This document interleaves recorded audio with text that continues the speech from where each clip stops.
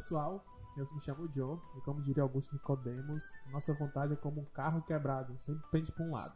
E aí galera, eu me chamo Thiago e a prova de que as nossas escolhas são más é o esforço que a gente tem que fazer para fazer o bem. Caramba, essa foi pesada, hein?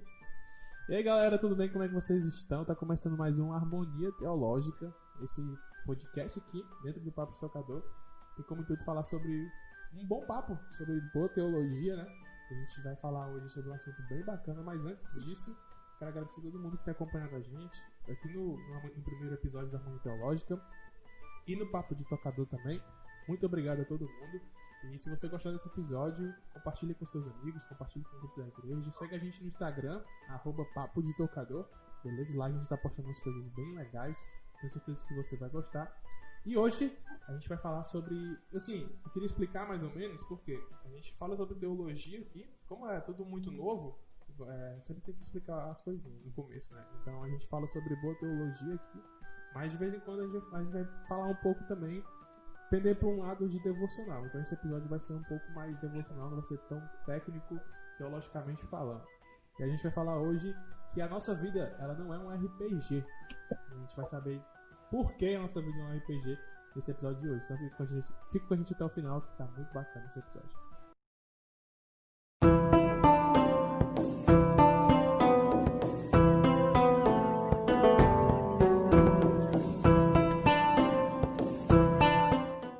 Então, galera, como eu falei antes, né, esse episódio, como você viu no título também, é que a nossa vida, ela não é um RPG.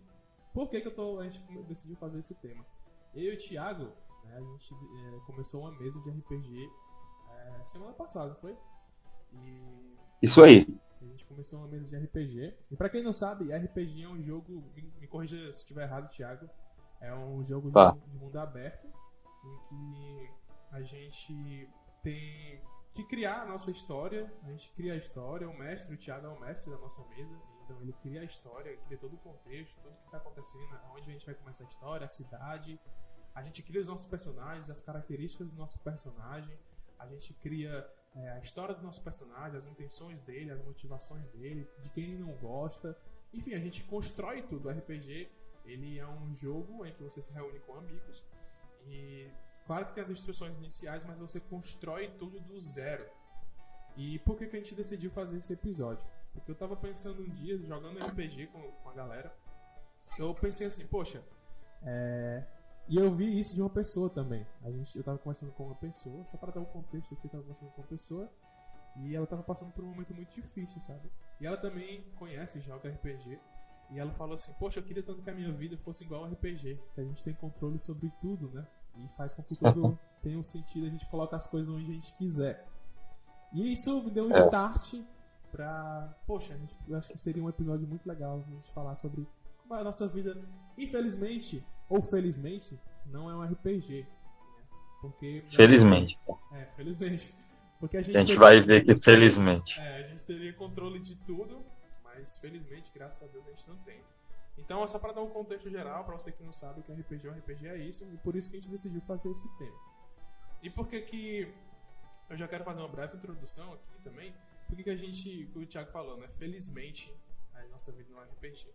Porque a gente sabe que nós seres humanos, como eu falei na minha frase também, e para explicar bem a minha frase, tem uma pregação do Augusto Nicodemos, que ele fala que nós seres humanos somos pecadores, desde a nossa nascença. A Bíblia deixa claro isso, né? A gente somos depravados. E ele vai falar que a nossa vida é como se a nossa vida fosse um Opala, e esse Opala tá numa estrada, e esse Opala passa por um buraco. E depois que ele passa por um buraco muito fundo, o lado esquerdo dele, o carro sempre puxa pro lado esquerdo. E para você manter o carro na estrada, você tem que segurar ele, porque senão ele vai pender para um lado. E se a gente soltar, o carro vai pender. Aí ele fala, a mesma coisa na nossa vida. Se Deus não estiver ali no controle, a gente pende para um lado que não é legal. Então, eu acho que por isso que felizmente a nossa vida não é RPG. Pois é, galera, assim, como o John deu uma breve explicação aí sobre o RPG é esse jogo a princípio de imaginação, né, onde tem uma pessoa principal que é o narrador ou o mestre, e ele propõe uma história aos jogadores e vai narrando essa história. Os jogadores, cada um ocupa a posição de um personagem específico dentro da história do jogo, que vai contribuindo com o mestre na construção da história, através de decisões, escolhas. Então, em algum momento da história, o mestre vai olhar para determinado jogador e ele vai perguntar: e aí, o que que tu faz? E aí, a partir da decisão do tal personagem, a história pode ir para um caminho ou para outro, né? Então, é meio que uma narrativa cooperada, né? Onde o mestre, junto com os jogadores, eles vão cooperando uns com os outros, de uma forma meio que aleatória, assim, né? Mas eles vão cooperando uns com os outros para a construção de uma história. E aí, como a proposta do podcast, desse nosso podcast, é ser mais devocional, e a gente pensar em, poxa, mas talvez realmente seria bom se a minha vida pudesse ser como um RPG, ou seja, se as minhas decisões, elas assim influenciassem de maneira direta e real no destino final da minha existência. A gente já precisa abrir um parênteses aqui para a gente, antes de tudo, explicar duas coisas. A primeira é que, claro que as nossas decisões, elas têm determinadas consequências temporais. Então, se indo para algum lugar, vamos supor que eu estou indo para o centro de Fortaleza, né, que é a cidade onde a gente mora, vamos supor que eu estou indo para o centro de Fortaleza, e eu escolho ir por um caminho e não escolho outro caminho. Então, eu estou sujeito a todas as aleatoriedades que podem acontecer no caminho que eu escolhi. Isso é uma consequência, ou seja, o caminho que eu escolhi, ele pode estar mais congestionado que o outro, o caminho que eu escolhi pode ter acontecido um acidente, o outro está mais livre. Então, eu falei isso para a gente entender que as nossas decisões, as nossas escolhas, elas interferem, sim, de maneira temporal da nossa existência. Todavia, elas não têm a capacidade em si de mudar o nosso destino eterno, porque senão a salvação seria por obras. E uma outra coisa que, além disso, uma coisa que a gente precisa entender é que, mesmo que as nossas decisões elas tragam essas consequências temporais, né, presentes, algumas com consequências mais imediatas e mais perceptíveis, outras com consequências mais a longo prazo e talvez não tão perceptíveis assim, mas ainda assim o Senhor, ele é soberano sobre as nossas decisões. Tem uma heresia dentro da teologia que é chamada de teísmo aberto. Ela surgiu lá nos Estados Unidos e ganhou uma versão brasileira que se chama teologia relacional. Se eu não me engano, é esse o nome que dão. E ela foi encabeçada aí pelo Ricardo Gondim. Me perdoe se eu estiver errado em alguma coisa que estou falando, mas se a memória não me sabotar, é exatamente isso. E o que é que essa linha, essa heresia teológica, ela fala? Ela fala que, na verdade, a história do mundo, ela não está decretada por Deus desde a eternidade. Ela fala que, na verdade, o destino, ele é para Deus uma expectativa dependente da decisão humana. Então é como se Deus esperasse do homem determinadas decisões para que ele pudesse fazer algo que ele pretende fazer.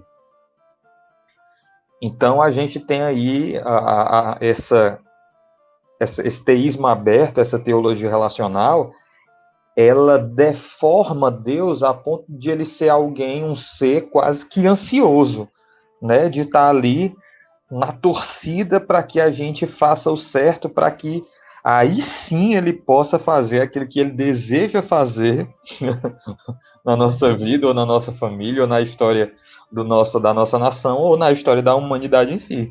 Então tá ali Deus, imagina lá, Deus no céu, no trono do universo, dizendo: vai, filho, vai, vai, vai, vai. Poxa, não era para ter feito isso, agora eu não vou poder fazer isso daqui que eu queria. Então, assim.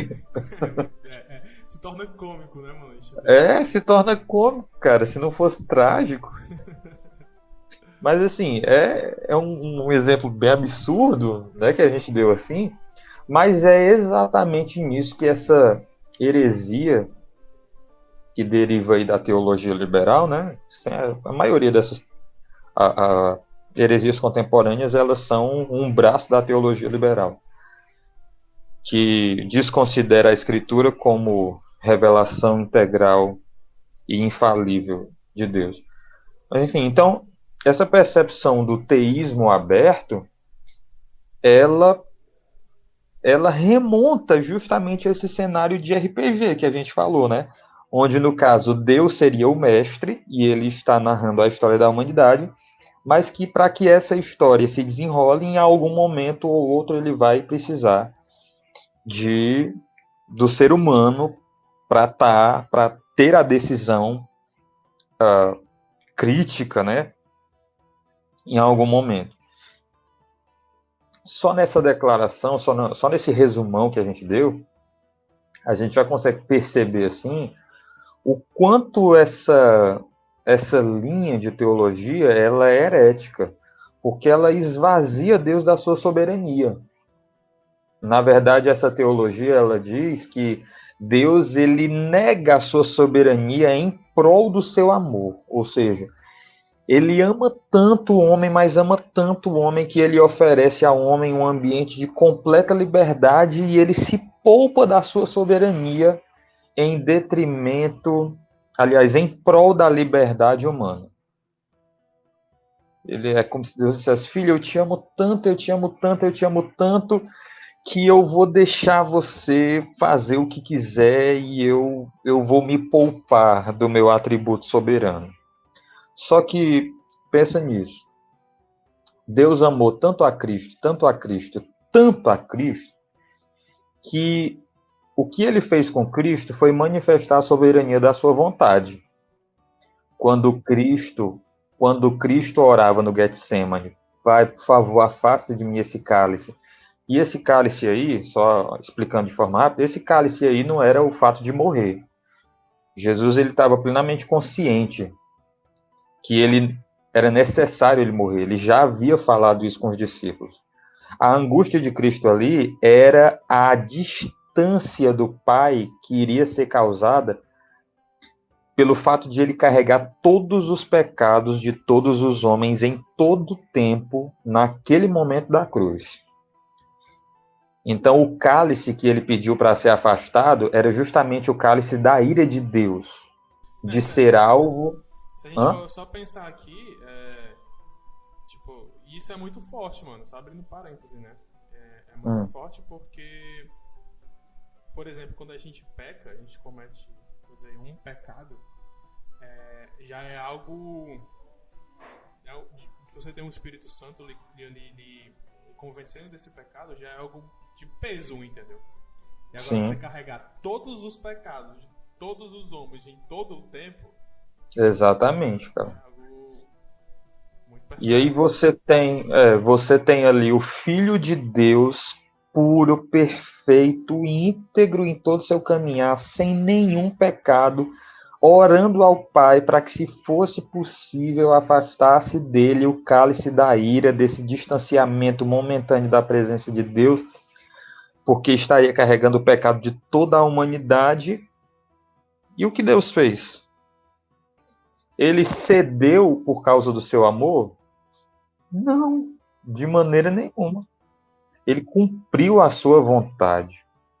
Ele cumpriu a sua vontade soberana. É tanto que lá Deus... Desculpa te interromper, cara. É tanto que lá em Isaías 53, eu não lembro agora qual é o versículo, mas fala que agradou o pai moê-lo. E fazê-lo enfermar, exatamente. Isaías vai falar. Exatamente. Foi do agrado de Deus, né? É claro que esse agrado aí não é aquela felicidade sádica de ver alguém sofrer, né? Mas foi agradável porque cumpriu a vontade do Pai. Isso. Cumpriu a vontade dele. Então, assim,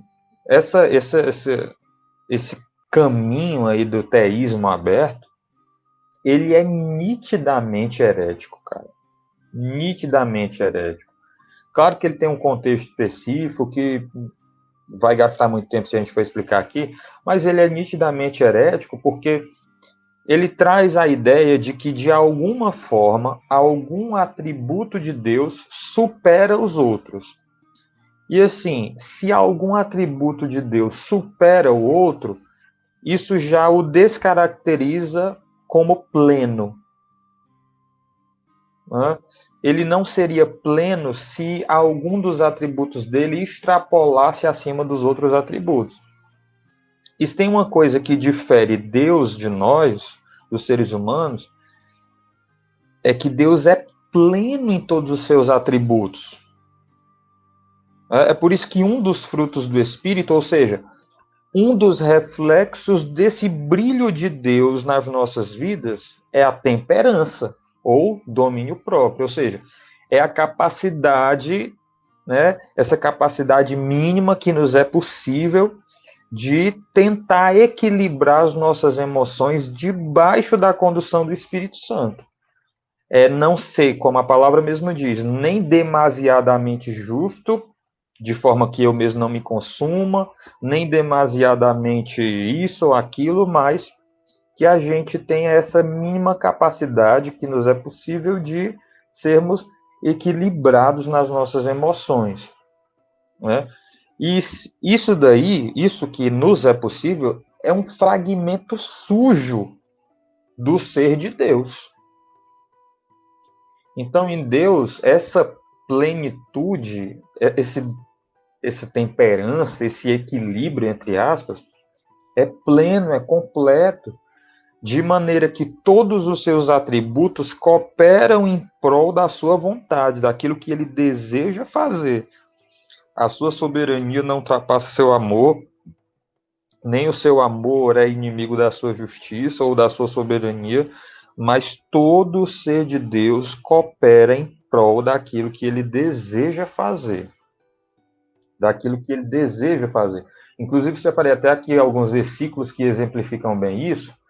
O versículo lá de Provérbios 16, versículo 9, diz assim: o coração do homem traça o seu caminho, mas é o Senhor que lhe dirige os passos. Ainda lá no 16, o versículo 1, diz assim: o coração do homem pode fazer planos, mas a resposta certa vem dos lábios do Senhor. Então, esses dois versículos, eles demonstram muito bem a soberania de Deus sobre as decisões humanas. No versículo 1, ele diz: o coração do homem pode fazer planos, mas é o Senhor quem dá a última resposta. É ele que diz: será assim porque eu quero que seja, ou não será assim porque eu não quero que seja. Lá no 9, ele diz assim: o homem até traça o seu caminho, ele até tenta ver ali por onde é que ele quer andar, mas é o Senhor quem lhe dirige os passos.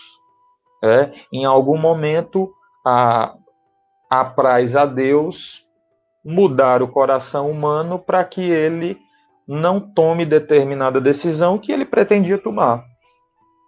O Salmo 139 é um dos mais incríveis, assim, na minha opinião, sobre esse assunto. Que é o que o Davi, ele escreve assim: Senhor, tu me sondas e tu me conheces, sabe quando eu me assento, quando eu me levanto, de longe o Senhor penetra, conhece os meus pensamentos, sabe o meu andar, o meu deitar, a palavra nem me chegou aos lábios e o Senhor já conhece toda. Tem um versículo aqui no Salmo 139, que ele diz aqui, até aqui, o versículo 16, ele diz, os teus olhos me viram como substância informe, e no teu livro foram escritos todos os meus dias, cada um deles escrito e determinado, quando nenhum deles havia ainda. Olha que loucura isso, né? Olha que loucura. Então o Davi ele diz: Senhor, todos os meus dias já estavam escritos e determinados no teu livro antes que qualquer um deles existisse. Então existe um mistério aí na escritura, cara. A primeira coisa que eu falei, o primeiro disclaimerzinho que eu dei, foi que a gente tivesse consciente de que as nossas decisões elas trazem consequências temporais. Eu até usei o exemplozinho lá do se eu escolher um caminho para ir para um destino e não escolher o outro, consequentemente eu estou me colocando debaixo de todas as consequências que aquele caminho pode me oferecer. Congestionamento, acidente, uma blitz policial, isso, aquilo, tal. E tem uma outra verdade bíblica que, apesar de eu ser responsável pelas minhas decisões, Deus continua sendo soberano sobre todas elas. Sobre todas elas. E aí o mistério é, como Deus pode ser completamente soberano e eu ser responsável? Porque se ele é completamente soberano sobre as minhas decisões, em teoria, em tese, pensando no senso bem humano e bem carnal, se ele é completamente soberano, eu me desresponsabilizo, porque o que eu vou fazer ele já determinou. Sim. Que culpa tenho eu? Cadê aquele versículo? Eu não me lembro agora. Eu sei que Paulo cita ele lá em Romanos 3, mas Paulo cita ele de outro livro, eu não lembro agora. Mas Paulo vai dizer que Deus fala, eu não sei se Deus fala para Moisés, agora eu sou péssimo de lembrar as coisas, mas que até mesmo Faraó, ele foi levantado por Deus para todo aquele processo. Deus levantou Faraó, porém Faraó sofre as suas consequências também. Claro, foi punido. Foi punido pelas decisões dele. É mais crítico ainda esse texto, porque a Escritura diz que Deus endureceu o coração de Faraó. Isso mesmo. E aí a questão, assim, a gente entra em crise, né?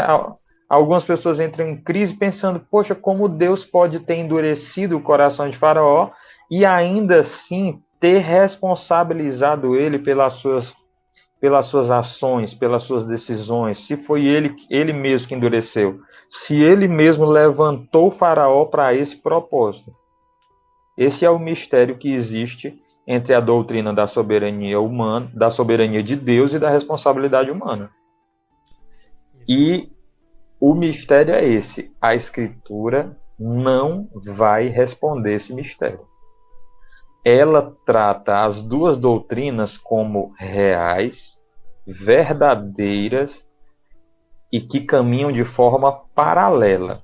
Ou seja, ao mesmo passo que ela afirma que Deus é plenamente soberano sobre cada átomo do universo, tem até uma frase do Abraham Kuyper que ele diz assim: não há 1 centímetro, não há um átomo em todo o universo do qual Deus não possa dizer me pertence. É meu. Essa frase, pois é, do Kuyper, um cara fenomenal. Então, ao mesmo passo que a Escritura ela afirma que Deus é soberano sobre tudo, sobre toda a história universal, ela também afirma que mesmo Deus sendo soberano sobre toda a história da humanidade no universo, o homem ainda assim é responsável pelas suas decisões. E a gente não vai entender isso. Isso daí humilha a nossa inteligência e de forma muito positiva. Porque nos leva a saber que o nosso Deus ele é insondável nos seus decretos. Nos humilha por saber que nós temos um Deus que a nossa mente não prescruta, não o entende completamente. Porque se a minha mente pudesse conceber tudo que Deus é, logo ele deixaria de ser Deus, ele passaria a ser criatura. Porque é a criação que é o objeto do nosso entendimento. A gente estuda planta, a gente estuda animal, a gente classifica, a gente diz de que tipo ele é, de que gênero ele é, de que família biológica ele é. Se Deus fosse passível completamente ao nosso entendimento, logo ele não seria o Criador, mas seria criatura. E graças a Deus que a Bíblia deixa essas brechas insondáveis de Deus. Porque nos humilha, nos leva a saber que mesmo que a gente não compreenda determinados fatores, ele continua sendo Deus, ele continua assentado sobre o trono do universo, ele continua escrevendo, aliás, ele continua sendo o autor de toda a história da humanidade. E quando a gente começa a compreender isso, cara, a gente soluciona assim umas crises que existem no nosso coração, né? Porque quando a gente entende que nesse nível cósmico, né, nesse nível abrangente, doutrinário, onde a Bíblia me oferece duas verdades humanamente incompatíveis, mas dignas de fé, como a soberania de Deus e a responsabilidade humana, quando eu concebo de que não adianta, eu não vou entender, mas ambas são verdades e é um mistério que eu necessito crer, isso me traz uma percepção ordinária, ou seja, o fato de eu acreditar que existem coisas em Deus que eu não vou entender, mas ainda assim devo crer e confiar, nesse nível maior, trazem implicações para a minha vida cotidiana. Que do mesmo jeito que eu não vou entender até que a minha salvação seja consumada na eternidade, eu não vou entender como é possível um Deus completamente soberano e o homem totalmente responsável, eu também entendo que algumas coisas na minha vida vão fugir do meu controle e eu não vou saber o porquê, mas ainda assim eu necessito continuar crendo que Deus está no controle. Então, assim, fica claro que isso traz implicações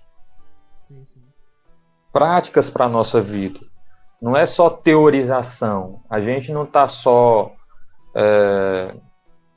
conjecturando aqui, teorizando. Não. Essa ideia de saber que existem duas doutrinas na Bíblia que são completamente verdadeiras, mas humanamente incompatíveis, mas ainda assim dignas de fé, me leva a saber que da mesma forma existem, entre aspas, mistérios na minha história de vida. Por que Deus permitiu isso? Sei, eu nunca vou ter a resposta de algumas coisas. Eu nunca vou ter a resposta do porquê que Deus permitiu determinadas coisas na minha vida, mas ainda assim eu necessito crer. Crer na soberania de Deus, crer no governo de Deus, crer no cuidado de Deus, né? E é a fé que vai gerar a certeza para preencher essa lacuna, né? Aquilo que talvez me causaria dúvida humana, a fé vai preencher com a certeza divina, com a certeza a respeito de Deus. Ia falar? Eu tenho até um exemplo disso, cara. Tipo, que eu tava um dia conversando com uma colega minha, e a gente tava conversando, e ela tava falando um pouco da história dela, sabe? E a gente tá falando sobre isso, sobre a vontade de Deus. E ela me falou, eu achei muito interessante, que ela me falou que eu perguntei se ela tinha nascido na igreja, né? Porque eu sou minha família toda, né? O Thiago é meu primo, minha família toda praticamente é da igreja, então eu nasci na igreja. E eu perguntei pra ela, tu nasceu na igreja e tal? Ela falou assim, não nasci. Nasci no hospital. Mas, tipo isso. Mas ela falou assim, os meus pais só vieram pra Cristo quando eu tive uma doença na pele, e nenhum dermatologista, ninguém soube responder o que era. Ninguém soube, até hoje ninguém soube responder o que era. Mas Deus me curou e a partir daí os pais dela foram para Cristo. E o que eu quero dizer com isso é o que o Thiago falou. Às vezes a gente não entende muitas coisas que acontecem com a gente. E provavelmente a gente vai morrer e não vai entender. Mas tem coisas que a gente tem que ter fé que há um propósito naquilo, entendeu? Há um propósito de ensinamento, há um propósito até mesmo de salvação, né? Deus permitiu que essa pessoa ficasse doente, mas curou ela, para que os pais dela fossem para Cristo. Claro. E eu lembro também da passagem lá eu não lembro, vou lembrar agora, se eu peço referência, sempre falei isso, lá da passagem que quando Lázaro fica doente, né? E os discípulos falam para Jesus, você não vai lá curar seu amigo. É João, né? Acho que é João 11. Não sei dizer. Mas ele vai lá, você não vai lá, é seu amigo, você não vai curar ele. E Jesus fala, essa enfermidade não é para morte, mas para a glória de Deus, né? Para o nome de Deus ser glorificado. Ou seja, Jesus já sabia o propósito daquilo tudo no final, né? Ele já tinha um controle. E uma coisa que, fazendo um link com o tema que a gente trouxe, que é do RPG, e quando eu disse que fiz a mesa com o Thiago, foi a primeira vez que eu tô jogando, eu tô achando muito legal. E uma coisa que eu percebi, cara, é que no RPG, você tá lá junto com a sua equipe, o mestre, né, o locutor fala, vocês vão fazer o que agora? E a gente tem que decidir, e essa decisão que você tomar pode mudar a história toda, pode ir para outro rumo a história e puxar um gancho. E diferente da nossa vida, porque por mais decisões que nós tomamos, elas nunca vão fugir do controle de Deus, porque Deus já tem planejado, como fala no Salmo, já tem planejado tudo. Tudo. E não tem como uma decisão minha aí mudar Deus vai lá e executa o plano B porque eu tomei tal decisão. Não tem como isso acontecer. E só pra reforçar o que eu tô dizendo, um dia eu tava ouvindo a pregação do Nicodemos, né? Eu gosto muito dele. E ele tava falando sobre aquela passagem do rei, que agora eu não vou lembrar. Nossa, eu sou péssimo de cabeça, mano. Eu não vou lembrar o nome do rei agora. Mas que ele ora virado pra parede. Que ele ora Ixi, mano, como é o nome desse cara? Eu não lembro agora. Sei que o profeta vai lá e fala que ele vai morrer, que ele arrumasse a casa dele, porque ele ia morrer. Sim. Ele disse que ele ia morrer. E ele vai e ora pra parede e pede pra viver mais, pra Deus, pra viver mais. Tudo. E quando o profeta tá saindo do palácio, Deus manda o profeta voltar, dizendo que vai dar mais alguns anos de vida pra ele. Muita gente lê essa passagem como se Deus tivesse repensado no que sim, é. Mas o Nicodemos vai falar que não. A primeira vez que o profeta foi lá e falou, Deus já sabia que o cara ia orar, Deus já sabia que o cara ia pedir, Deus já sabia que ele ia dar mais anos. Ele só queria acontecer tudo isso. Então, o que é que eu quero dizer com isso? Que Deus já sabe, né? Por mais óbvio ou mais clichê que isso seja, às vezes nós não percebemos isso. Mas Deus sabe. E eu acho, cara, eu acho isso muito magnífico, muito bom, porque eu acho que isso é um reforço a mais na nossa confiança em Deus. Às vezes nós nos pegamos, como seres humanos, cara, isso aconteceu comigo e não vai ter jeito, não dá certo, não vai dar certo, não sei o que. Só que a gente nunca lembra disso. Que Deus já tem tudo traçado, tudo determinado, e a nossa confiança tem que ser nele, porque ele já sabe de tudo. E se tá acontecendo isso aí, cara. É porque ele permitiu. E você vai entender depois, ou então você pode até que você não entender, mas ter um sentido pra tudo isso. Então acho que isso é um reforço a mais na nossa confiança, sabe?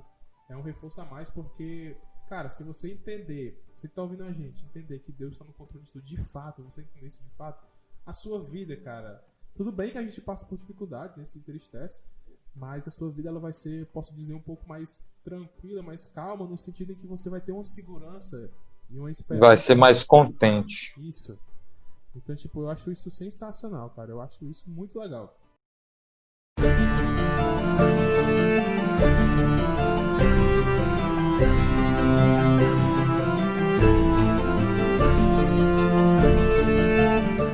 E caminhando aí pro finalmente, né, John? Por que seria ruim a gente estar no controle do negócio? E a resposta é porque o nosso coração é mau, cara. Isso mesmo. Nosso coração é enganoso. Como eu falei, o Lewis tem uma frase lá no Cristianismo Puro e Simples, ele diz assim: você só percebe o quanto é mal depois de fazer esforço para ser bom. Isso, cara, isso é uma realidade. Assim, quando você lê isso, aí dá aquele estalo na sua mente, você pensa, caramba, é verdade. Não, tem outra frase do Lewis, que eu acho muito boa, que eu tava procurando aqui na internet, achei, ele fala: se o maior pecador que você conhece não é você, você precisa se conhecer melhor. Você precisa se conhecer melhor, é verdade. Mas isso é real, cara. As nossas... não... Deus é muito sábio em não nos dar história.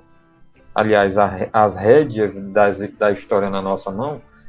Porque, por exemplo, lá em Gênesis 6 narra muito bem o que foi que aconteceu quando o homem se sentiu livre para manifestar a vontade do seu coração. Lá em Gênesis 6:5 diz: e viu o Senhor que a maldade do homem havia se multiplicado na terra e que era continuamente mal todo o desejo do seu coração. E olha o termo que a Bíblia usa: continuamente mal todo o desejo do seu coração. Então, toda vez que a gente se inclina a tomar decisões guiadas pelo nosso próprio coração, essas decisões são sempre más. Mas em que sentido? Alguém pode estar pensando assim: Thiago, mas eu fiz isso e trouxe benefício para mim. Mas mal é mais abrangente do que trazer ou não trazer benefício. Na verdade, a essência do mal é a falta, é a ausência de algo. Ouvi uma ministração, cara, quem me aconselhou me indicou, aliás, foi o Alex. E não é o nome do cara? Não lembro agora o nome do cara. Mas ele fala sobre bondade, ele fala justamente isso. Ele diz: para a gente entender o que é bondade, a gente tem que entender o que é mal. E a gente só entende o que é mal quando a gente sabe o que é que Deus pensa sobre isso. O que é que não é o bom. Aí ele vai e usa aquele verso lá de Gênesis que diz que e viu Deus que o homem... e viu Deus que não era bom o homem estar só. Então, para tudo aquilo que Deus cria, ele diz que e Deus viu que era bom. E por que foi que Deus viu que era bom? Porque estava consumado, estava completo. Estava pleno ali. Aquilo que Deus pretendia fazer já estava no estágio final. Né? Claro que antes ali do pecado, que acontece só em Gênesis 3. Mas quando ele olha para o homem e vê o homem só, ele diz: e viu Deus que não era bom o homem estar só. Então, o que foi que Deus considerou uma coisa não boa? A ausência de algo, a falta de alguém que correspondesse, né, que tornasse o homem completo. Aí a partir daí ele vai desenvolver uma linha de pensamento, e muito, muito embasada biblicamente, de que o mal, na verdade, tem a sua raiz na falta, na carência de algo. Inclusive, por exemplo, lá em Gênesis 3, no próprio ato do pecado, a proposta que a serpente faz para Eva é uma proposta de uma falsa completude. A abordagem dela foi: falta mais alguma coisa para vocês. É tanto que ela diz assim: se vocês comerem, vocês vão se tornar como Deus, conhecendo o bem e o mal. Em outras palavras, a abordagem dela foi: falta algo a vocês para que vocês sejam plenamente. Então, as nossas decisões más são decisões que são tomadas com base na falta, na expectativa, na carência. Eu preciso fazer isso porque aí sim eu vou ser feliz, aí sim eu vou ser completo. E sempre que, pode prestar atenção, cara, sempre que a gente age na pretensão, nessa expectativa, né, de que agora sim a gente vai ser feliz, agora sim a gente vai ser completa, agora sim a gente vai se tornar pleno, satisfeito, você pode ver das duas uma. Ou a gente quebra a cara, ou a gente faz uma besteira muito grande. Você pode observar isso na sua vida, querido ouvinte. Então, qual é a decisão boa, a decisão que provém de Deus? A decisão que provém de Deus é a decisão que provém da completude. E o que é que nos dá essa convicção de plenitude, de completude, de que nós já somos completos em Cristo, e a partir daí é que a gente decide de forma correta também? Ora, a fé em Deus, a fé no seu Filho, a fé no Evangelho, porque a fé ela não é a expectativa das coisas, ela é a certeza das coisas. A fé não é a pretensão de que um dia seja, ela é a prova do que eu não vejo, né? Ela é a certeza do que já é o firme fundamento, Por isso que acho que lá em Atos vai dizer que tudo que é feito sem fé é pecado.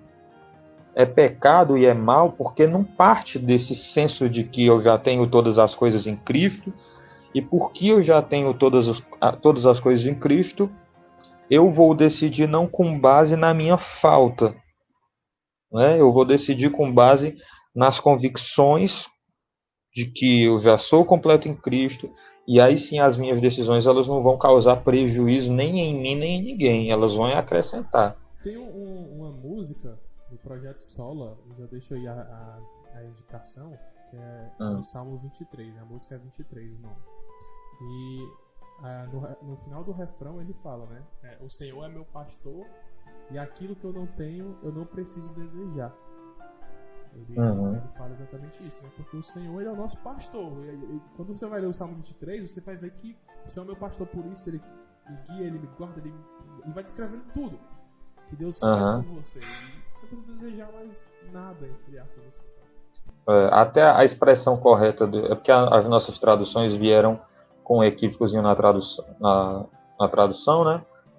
Mas a melhor tradução ali para o Salmo 23 seria: o Senhor é o meu pastor, vírgula, não me faltará, ponto. Então, quem não vai me faltar é o Senhor. E por isso, eu me percebo completo no vale da sombra da morte, contra os inimigos, isso e aquilo, e tal, na morte, nisso, naquilo, eu me percebo completo, porque aquilo que me dá o senso de totalidade eu já tenho, que é o Senhor. Então eu não caminho na expectativa, a gente caminha na certeza, na convicção, na totalidade. Então, não seria bom ter as rédeas do destino nas nossas mãos, porque a gente só faria besteira, como a gente só faz besteira. Caramba, hoje eu olho para a minha vida e eu digo, meu Deus, rapaz, se eu tivesse assim, alguma parte das convicções que eu tô tendo recentemente, eu não teria feito isso. Tal decisão que eu tomei foi baseada em falta e não na fé, não na certeza.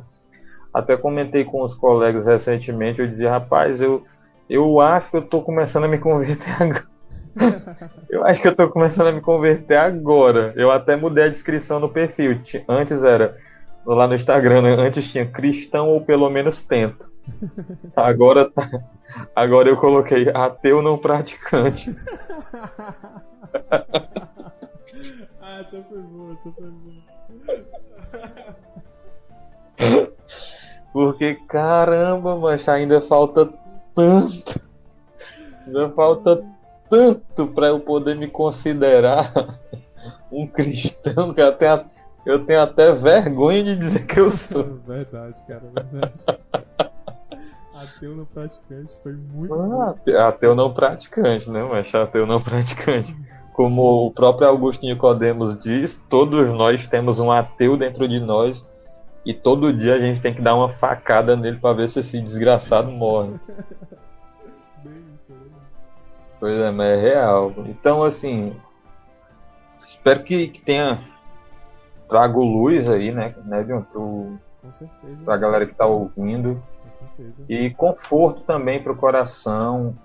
Assim, nosso desejo, nossas orações são para que você que está passando por um momento escuro aí na tua vida de realmente não estar enxergando como é que pode ser da vontade de Deus isso que está acontecendo, saiba que essa situação toda pode passar e você ainda assim não entender o porquê. Saiba que pode vir a acontecer algo ainda pior. Claro que não é o desejo de nenhum de nós, mas saiba que pode vir a acontecer algo ainda pior e ainda assim você não ter a resposta de Deus. Uma palavra assim talvez final sobre esse assunto é o que Jó vai falar lá no capítulo 19 do livro, que é muito confortante, que ele diz assim: quem dera que... Deixa eu só procurar o versículo para eu te dar a referência certa. É Jó 19. Jó...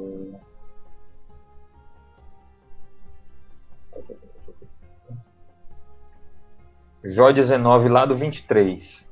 Ele diz assim: quem me dera fossem agora escritas as minhas palavras. Quem me dera fossem gravadas em livro, que com pena de ferro e com chumbo para sempre fossem esculpidas na rocha. Porque eu sei que o meu Redentor vive e por fim se levantará sobre a terra. Mesmo depois de revestido o meu corpo da minha pele, em minha carne verei a Deus.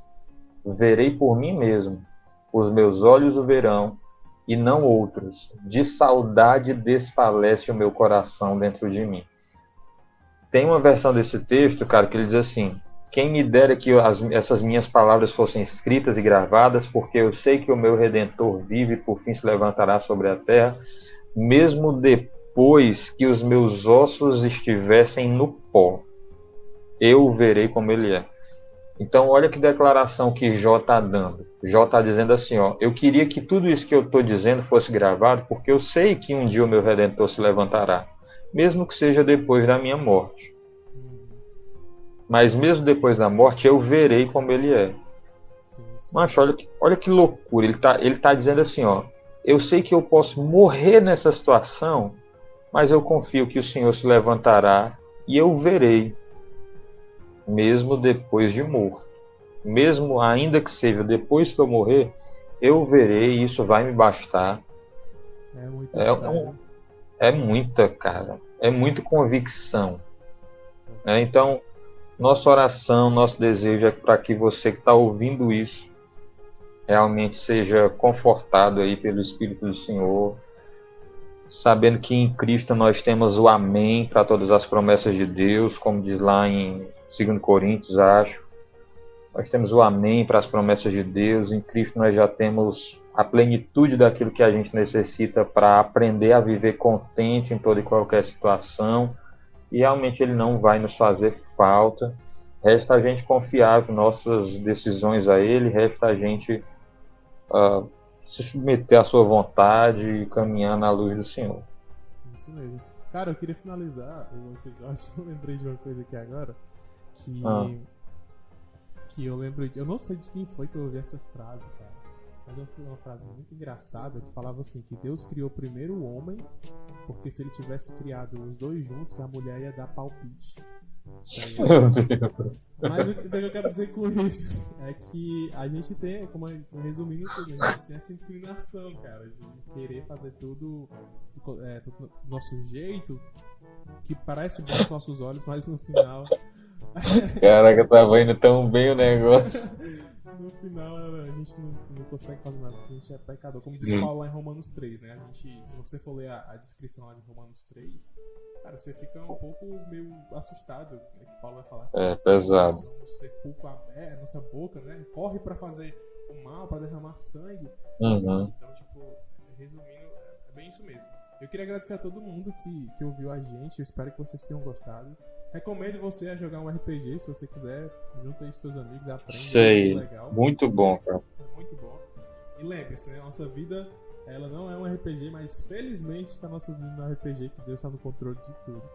Cara, muito obrigado por tudo, Thiago. Muito obrigado pela disponibilidade. Nada, mano. Tamo junto. E você que gostou, compartilha com seus amigos aí, divulga, marca a gente lá nos stories, que a gente reposta também no nosso Instagram. Lá no Instagram a gente tá colocando uns vídeos de análise musical, de letras de música, então vai lá ver também, que tá muito, muito bacana. E é isso, agora siga a gente lá no Instagram, compartilha, porque isso nos ajuda bastante, beleza? Então até o próximo episódio, Deus abençoe a vida de vocês e até mais. Valeu, valeu. Valeu.